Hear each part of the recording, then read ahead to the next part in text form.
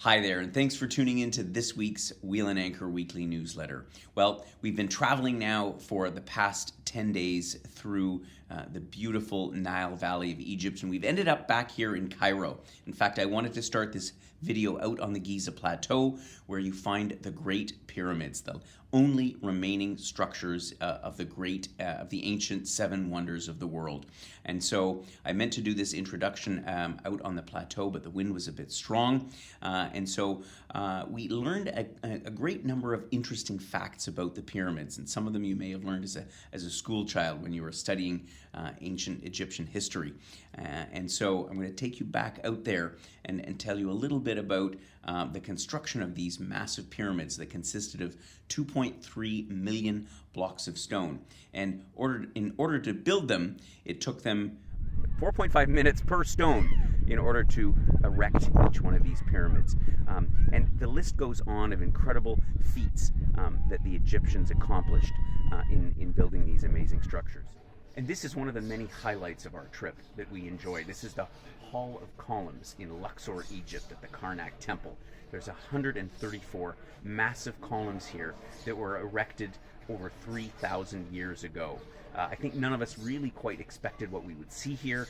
We've seen a great number of temples all along this trip, but this one truly exceeds all of them in terms of its size, its grandeur, and the amazing hieroglyphics and carvings that still withstood the test of time. And behind me here is the Pharaoh Ramses II, also in Luxor at the Luxor Temple. And whether or not you're really that interested in Egyptian history, I know I wasn't very good at it in school, but this is a 600-ton block of granite that they cut out of a mountain in Aswan, floated 300 kilometers up down the Nile, brought it here and carved it out in the most incredible detail. And again, this is one of the things that we really experienced along the way, is the engineering feat that the ancient Egyptians did in building all of these temples and creating these magnificent statues. Not only did we spend our time visiting all of these cultural icons, but we had a chance as well to catch up with a local Egyptian family. And this is what happened.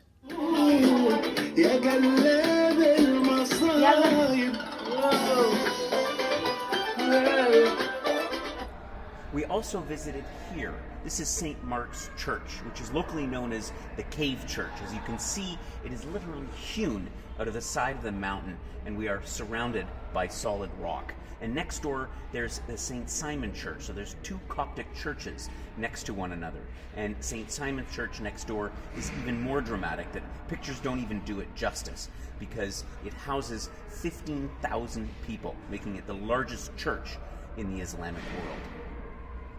So much to see and learn here. And the other thing I think that fascinated us all that we didn't expect, there's been a lot of stories in the news recently about problems in the Middle East, but I can tell you, you saw the clip that I put in just now from that church. Well, it was in the middle of or the area of town called the Garbage City, which is one of the poorest parts of Cairo, and we actually took a short walk through this area, and I can tell you there was no feeling of being endangered. In fact, the people were super friendly, waving at us as we went by, and it's really safe here, and I think that's an important point. And so if you've ever thought about traveling to this part of the world, I highly recommend it, because there's so much to see and learn and do.